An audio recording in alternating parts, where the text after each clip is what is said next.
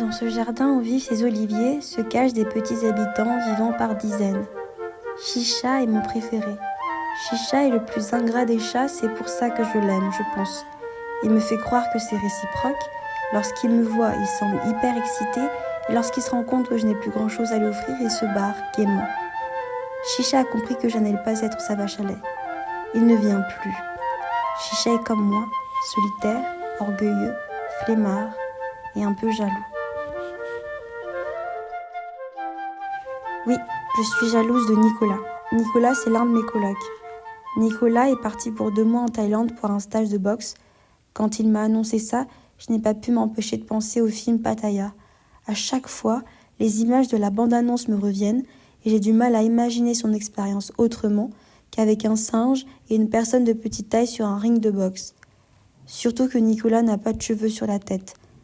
Je suis jalouse de Nicolas non pas parce qu'il est trader, surtout qu'après plusieurs explications, je ne sais toujours pas ce que c'est.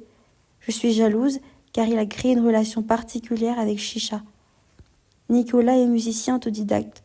Pour que je me sente un peu mieux, il m'a laissé ça, son instrument. Je lui ai dit que mon rêve était d'apprendre à jouer de cet instrument, mais je ne suis pas douée et ça me déprime encore plus. J'ai 2 objectifs ce mois-ci avant qu'il revienne, c'est d'apprendre à jouer de cet instrument et créer une relation plus fusionnelle avec Chicha. J'aimerais que Chicha ne se rappelle plus de son prénom ni de son visage. À côté de la chambre de Nicolas, il y a celle de Fernanda. Elle me dit qu'elle vient d'arriver, mais ça fait déjà 6 mois qu'elle est à Montpellier, donc faudrait songer à revoir ton discours, Fernanda. Fernanda est ma plus récente amie, c'est d'ailleurs ma seule amie ici, même si elle ne le sait pas.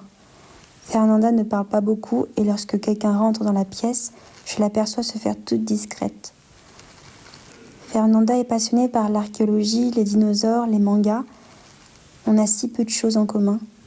Mais je trouve ça passionnant lorsque je l'entends me raconter des choses qu'elle a apprises à la fac. J'aime beaucoup parler espagnol avec elle. Elle prépare toujours des repas sans sauce et sans accompagnement en très très grosse quantité. Ça me fait un peu rire.